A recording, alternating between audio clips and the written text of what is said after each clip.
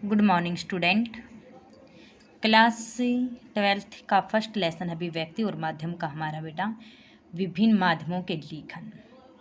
Okay, इसमें जैसे ही हमारे क्वेश्चन आंसर है। फर्स्ट क्वेश्चन हमारा विभिन्न जनसंचार माध्यमों के लिए लेखन के कौन कौन से तरीके हैं कि लोगों के मध्य हर प्रकार की जो सूचनाओं का आदान प्रदान करना होता है। ठीक है, उसके लिए जैसे हमारे समाचार पत्र होते हैं, पत्रिकाएं होती हैं, टेलीविज़न होते हैं, इंटरनेट वगैरह होते हैं, इन सभी के बारे में बताया गया है। जैसे उसने बताया कि पहले बताते कि हमारे समाचार पत्र और पत्रिकाएं क्या हैं, उनके बारे में बताते हैं। समाचार पत्र और पत्रिकाएं। समाचार पत्र और पत्रिकाओं में खबरें क्या होती है, सबसे पहले उनको इकट्ठा किया जाता है और इकट्ठे करने का कार्य कौन करता है, हमारे संवाददाता करते हैं। और फिर उसके बाद में क्या होता है, वे हर समाज के एक क्षेत्र में इन खबरों को इकट्ठा करके संपादक के पास भेजी जाती हैं और फिर इन खबरों को संपादित करके समाचार पत्र व पत्रिकाओं में इसे प्रकाशित कर दिया जाता है। टेलीविज़न। टेलीविज़न एक हमारा दृश्य व श्रव्य दोनों प्रकार का साधन, इसे हम देख भी सकते हैं और सुन भी सकते हैं। और रेडियो क्या होता है, रेडियो के माध्यम से केवल हम श्रव्य माध्यम होता है रेडियो, तो हमारा उसे केवल हम अपनी सूचनाएं क्या करते हैं, बोलकर प्रकट कर सकते हैं। ठीक है, अपनी सूचनाएं को एकत्रित करके खबरों के माध्यम से दूसरों तक पहुंचा सकते हैं। लेकिन टेलीविज़न के माध्यम से हम अपनी खबरों को इकट्ठा करके संक्रमणित करके उसे देख भी सकते, दिखा भी सकते हैं और सुना भी सकते हैं। ठीक है, ये एंकरमैन खबरें देने का कार्य करते हैं टेलीविज़न। और फिर इसके बाद में क्या आते हैं, उन्हें अनेक संवाददाता अपने चैनलों में प्राप्त होती हैं। उन खबरों को लिखकर बोलकर हम दर्शकों के सामने अपनी भावनाएं प्रकट कर सकते हैं। रेडियो का भी बता दिया गया था। फिर है इंटरनेट। इंटरनेट भी हमारा एक ऐसा ही माध्यम होता है जिसके कारण हमें सभी प्रकार की सूचनाएं प्राप्त होती हैं, जिसे हमारे संसार की कोने कोने की जो सूचनाएं हम लिखकर भेजी भी जा सकती हैं और इन्हें इंटरनेट के माध्यम से हम इन्हें पढ़ भी सकते हैं। सेकंड, जैसे जनसंचार माध्यम में प्रिंट माध्यम का क्या महत्व है कि प्रिंट जो होता है उसका भी हमारे जीवन में बहुत अधिक महत्व माना जाता है। प्रिंट के माध्यम से हम क्या करते हैं, लिखित भाषा का विस्तार काफ़ी लंबे समय तक इसे सुरक्षित रखा जा सकता है। प्रिंट करके कोई भी भाषा का हम विस्तार करते हैं, लिखते हैं, लेखन प्रक्रिया को और लिखने की प्रक्रिया को हम काफ़ी लंबे समय तक सुरक्षित उसे रख सकते हैं। लेकिन यह एक चिंतन विचार विश्लेषण द्वारा भी होता है। इसमें हमारी गुण तथा गंभीर जो बातें होती हैं वो भी लिखी जा सकती हैं, जो महत्वपूर्ण बातें होती हैं। इसके अंदर हमारी शुद्धियाँ अशुद्धियाँ जो होती हैं, जब हम लिखेंगे तो उन अशुद्धियों को भी हमें दूर किया जा सकता है, इसे पुनः प्रकाशित भी किया जा सकता है। और इसके प्रिंट के माध्यम से हम स्थानीय शब्दों का भी इस्तेमाल होता है और संपूर्ण सूचनाएं भी प्राप्त की जा सकती हैं। एक लंबे समय तक इसे पढ़ा भी जा सकता है। प्रिंट के माध्यम से काफ़ी लंबे समय तक कब हमारा मन करता है तब हम इनको चीज़ों को उठा करके अपनी पढ़ सकते हैं। लेकिन बोलने के माध्यम से वैसा हमारे समाप्त हो जाते हैं, वो दिनचर्या वो कार्य लेखन समाप्त हो जाता है। लेकिन प्रिंट के माध्यम से काफ़ी लंबे समय तक इसे सुरक्षित रख सकते हैं, देख सकते हैं, पढ़ सकते हैं। फिर है हमारा मुद्रित प्रिंट माध्यम में रेडियो समाचार की क्या भूमिका है कि रेडियो तो एक सर्वे माध्यम होता है जिसके द्वारा ध्वनियों के माध्यम से हम अपनी जो खबरें होती हैं उन खबरों को संप्रेषित किया जा सकता है। रेडियो समाचार को हम एक उल्टा पिरामिड शैली में भी लिखते हैं। इसे सभी बताया कि सभी प्रकार की जो खबरें होती हैं वो एकत्रित करके इकट्ठी करके हम उन्हें संवाददाता तक उन्हें पहुंचानी होती हैं और उसके बाद में श्रोताओं के सामने हम इसे प्रस्तुत करना होता है। फोर्थ है जैसे हमारा कि फीचर, बहुत इंपॉर्टेंट क्वेश्चन है ये, काफ़ी बार आता है हमारा। फीचर से आप क्या समझते हैं, यह कैसे लिखा जाता है कि रेडियो समाचार एवं समाचार पत्रों के माध्यम से समाज जो फीचर की संरचना होती है उसे हम क्या कहते हैं, उसे हम उल्टा पिरामिड शैली भी कहा जाता है। और ये सारी की सारी जो घटनाएं होती हैं उस पर आधारित की होती हैं। इस शैली की खबर के अत्यंत महत्वपूर्ण तथ्यों को हम सर्वप्रथम लिखा जाता है और उसके बाद में हमारी जो कम महत्वपूर्ण घटनाएं होती हैं इन कम महत्वपूर्ण घटनाओं को लिखा जाता है। सबसे पहले जो मेन हेडिंग होती है, कोई भी समाचार पत्र वगैरह रहता है, सबसे पहले हम क्या होगा उसके मोटी लाइन में सबसे पहले उसकी हेडिंग लिखी जाती है और उसकी महत्वपूर्ण जो बातें होती हैं फिर बाद में धीरे धीरे जो अन्य बातें होती हैं वो लिखी जाती हैं। इसमें कहानी की तरह क्लाइमैक्स अंत की जगह आरंभ होता है और शैली में इसका निष्कर्ष भी निकाला जाता है। इस उल्टा पिरामिड शैली में समाचार को 3 भागों में विभाजित किया जा सकता है। 3 में विभाजित कौन करता है कि इंट्रो या मुखड़ा, एक बॉडी, एक होता है समापन। सही, मुखड़ा क्या होते हैं कि समाचार में इसे लीड को, मुखड़ा भी समाचार में इंट्रो आदि होते हैं, जो लीड होती है उसको हम मुखड़ा भी कहा जाता है। इसमें हर प्रकार के जो तत्व होते हैं, जो मेन तत्व होते हैं, उसको क्या करते हैं 2-3 पंक्तियों के अंदर ही लिखा जाता है। जो महत्वपूर्ण बातें होती हैं वो महत्वपूर्ण बातें हम 2-3 पंक्तियों में ही अंदर लिखी जाती हैं, कि उनमें ऐसी बातें होनी चाहिए हमारा पूरा का पूरा समापन हो सके, सारी की सारी कहानी 2-3 लाइनों के माध्यम से मैं भी समझ में भी आ सके। बॉडी क्या होता है कि इंट्रो के बाद लिखी जाती है। सबसे पहले इंट्रो क्या कहते हैं, इंट्रोडक्शन जिसको हम बोलते हैं, जो मोटे हेडिंग लिखी जाती है, सबसे पहले क्या लिखना होता है, उसके बाद में लिखी जाती है ये बॉडी।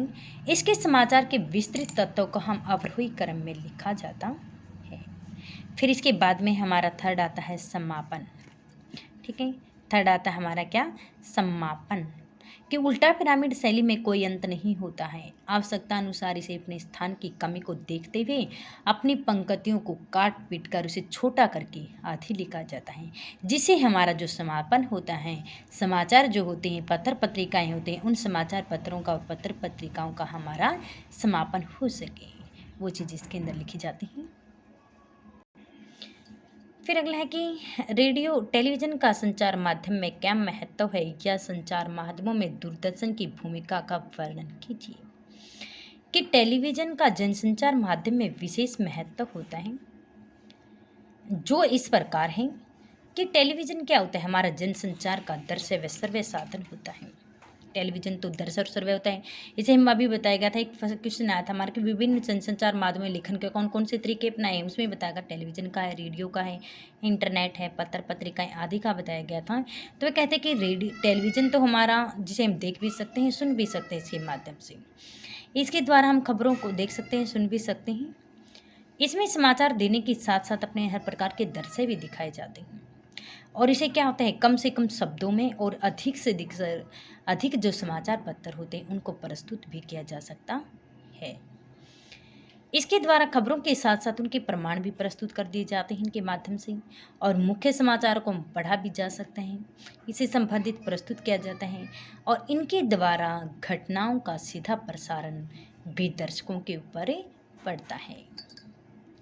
अगला है हमारा कि दूरदर्शन पर प्रसारित होने वाली खबरों के विभिन्न चरण कौन कौन से हैं। जैसे फर्स्ट है हमारा ब्रेकिंग न्यूज, कि सर्वप्रथम सबसे पहले हमारी जो खबरें होती हैं, महत्वपूर्ण खबरों को दिखाया जाता है। सबसे पहले क्या होता है, महत्वपूर्ण खबरों को दिखाया जाता है, उसके बाद में ब्रेकिंग न्यूज आती हैं।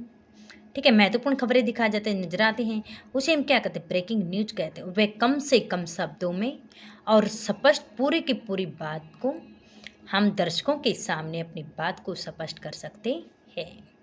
ये हमारे ऑप्शन टाइप क्वेश्चन भी आते हैं इसमें, कि 1 नंबर की क्या आता है, ब्रेकिंग न्यूज क्या होता है, ड्राई एंकर क्या होता है, फिल इन क्या होता है।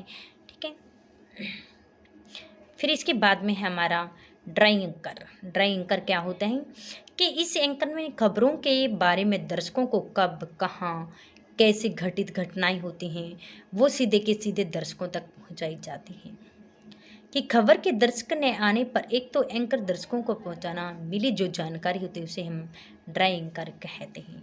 फोन, इसके माध्यम से एंकर संवाददाता फोन के द्वारा सूचनाओं को एकत्रित इकट्ठा करता है और उसके बाद में दर्शकों को पहुंचाता है, और वह फोन के द्वारा अपने घटनास्थल पर अधिक से अधिक जो जानकारी दी जाती है, उस अधिक से अधिक जानकारी देने वाले को ही हम क्या कहते हैं, फोन इन कहते हैं।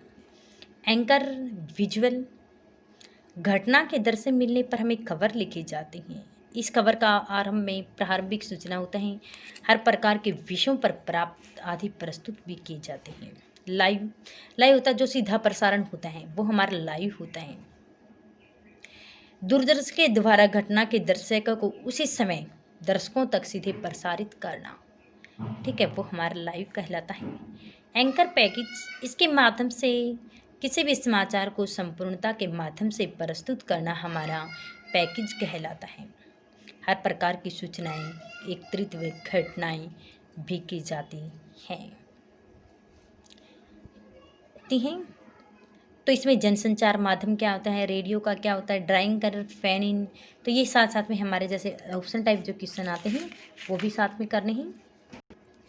आगे है जैसे हमारा कि रेडियो और टेलीविज़न समाचार की भाषा और शैली के लिए अनिवार्य विशेषताएं क्या क्या हैं। इनकी भाषा कैसी होनी चाहिए? सहज व सरल होनी चाहिए, प्रभावमयता होनी चाहिए। इसमें अस्पष्ट भ्रामक शब्दों का उपयोग नहीं होना चाहिए। शब्द ऐसे शब्दों का प्रयोग होना चाहिए कि ताकि सभी लोगों को समझ में आ सके। वाक्य हमारे सहज, स्पष्ट, छोटे और सीधे होने चाहिए, क्योंकि लंबे लंबे जो वाक्य होते हैं वो हम समझ में नहीं पाते। वाक्य भी हमारे कैसे नहीं, छोटे होने चाहिए, स्पष्ट होने चाहिए। एक वाक्य ऐसा, एक ही वाक्य के अंदर हमारी पूरी की पूरी बातें स्पष्ट होनी चाहिए। वाक्य में कुछ छूटता छूटता आदि प्रभाव नहीं, ऐसा भी प्रतीत होना चाहिए कि कोई भी बात यदि हम कह रहे हैं, में ऐसा नहीं लगना चाहिए कि इसके अंदर हम अपने कोई बातें स्पष्ट नहीं पाई, कोई बात हमारे छूट गई, कोई शब्द हमारे छूट गए, ऐसा प्रतीत, ऐसा प्रभाव नहीं डालना चाहिए। और ज़्यादातर इनके अंदर हमारी मुहावरे, लोकोक्तियाँ जो होती हैं उनका अधिक प्रयोग भी किया जाता है। आगे के विभिन्न जनसंचार माध्यमों में इंटरनेट की क्या भूमिका है? इंटरनेट का बहुत अधिक महत्वपूर्ण भूमिका है। इसके द्वारा हमारी जो खबरें वगैरह होती हैं उन खबरों को का अध्यापन कर सकते हैं। इसके द्वारा हमारे समय समय पर सूचनाएं भी, जानकारी प्राप्त कर सकते हैं। इससे हमारा मनोरंजन भी होता है। इंटरनेट पर 24 घंटे हमारी जो सूचनाएं होती हैं वो उपलब्ध की जाती हैं।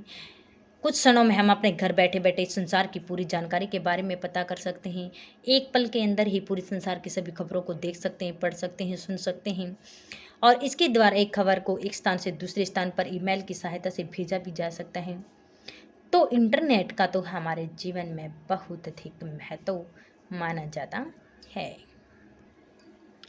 इंटरनेट पत्रकारिता क्या भी बताएं। इंटरनेट पत्रकारिता का मानव जीवन में बहुत अधिक महत्व है। हम अपनी सूचनाओं का आदान प्रदान इंटरनेट के माध्यम से ही कर सकते हैं, घर बैठे कर सकते हैं। समाचार पत्रों का लेखा जोखा, वाद विवाद, धड़कनों को महसूस करना, दर्ज इंटरनेट के माध्यम से ही प्राप्त किया जा सकता है। फिर इंटरनेट का स्वरूप और इतिहास क्या होता है? इसे हम संसार की जो कोने कोने की जो जानकारियाँ प्राप्त करनी होती है वो हम अपने घर बैठे ही कर सकते हैं। कंपनियां वगैरह आदि के बारे में कोई जानकारी प्राप्त करनी होती है तो वो हम इंटरनेट के माध्यम से ही प्रकाशित कर सकते हैं। इंटरनेट का पहला दौर 1982 से 92 तक माना जाता है। सेकंड 93 से 2001 में माना जाता है। और थर्ड दौर हमारा 2000 से लेकर अभी तक चल रहा है। वास्तव में इंटरनेट पत्रकारिता का प्रारंभ कब से कब तक हुआ था? 1983 से 2000 के बीच में हुआ था। इस अवधि में तकनीक के स्तर पर इंटरनेट का बहुत अधिक विकास हुआ है। इस बीच नई वेद भाषा HTML आदि के बारे में भी बताया गया है।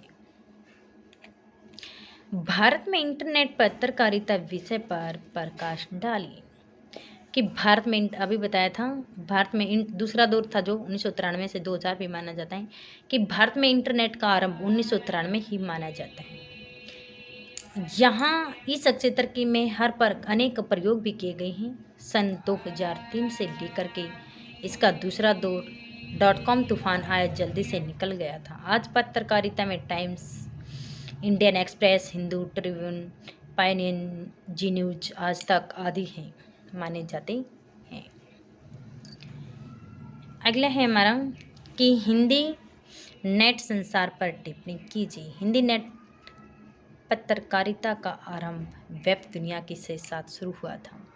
इसने बताया हर प्रकार के जो समाचार पत्र, पत्रिकाओं, जागरण, अमर उजाला, नई दुनिया, हिंदुस्तान आदि जो हमारे पत्र पत्रिकाएं निकाल दी गई, जिनके माध्यम से हर प्रकार की जानकारियों को हम प्राप्त कर सकते हैं, देख सकते हैं, सुन सकते हैं। इनके माध्यम से, इन पत्र पत्रिकाओं के माध्यम से हो सकते हैं। इस क्षेत्र में BBC हिंदी का सर्वश्रेष्ठ साइट है और ये हिंदी वेब जगत में अनेक प्रकार की पत्र पत्रिकाओं के माध्यम से ऑनलाइन आदि का, अब क्या हो गया, ऑनलाइन माध्यम पत्र पत्रिकाओं का भी वेबसाइट प्राप्त किया गया है। हिंदी में वेब पत्रकारिता अपने शीर्षकाल काल में भी की गई है। तो ये हमारा किन की हमारी खूबियाँ हैं कि जैसे समाचार माध्यम के अंदर हमारी खूबियाँ क्या होती हैं कि छपे हुए शब्दों को स्थायी तो करना होता है इनका। धीरे धीरे हम इसे पढ़ भी सकते हैं, सोच भी सकते हैं, बार बार पढ़ सकते हैं, लेकिन इसके अंदर कमियां क्या होती है? केवल पढ़े लिखे लोगों के काम आता है ये हमारा। लेखन कार्य करने वालों को शैक्षिक ज्ञान होना सबसे आवश्यक होता है।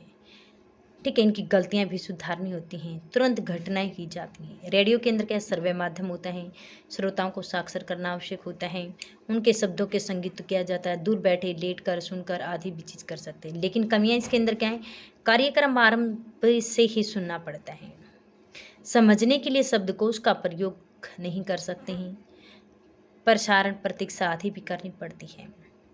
टेलीविज़न के अंदर हमारी देखने सुनने की सुविधा, कम शब्दों को अधिक दिखाया जा सकता है, ब्रेकिंग न्यूज के माध्यम से सीधा प्रसारण करना, ये हमारे इनकी कमी अच्छाइयाँ भी हैं और ये हमारे इनके कमियां भी मानी जाती हैं। इसके बाद जैसे इंटरनेट की हैं, ठीक है, ये हमारे इंटरनेट की कमियां भी हैं और अच्छाइयाँ भी हैं।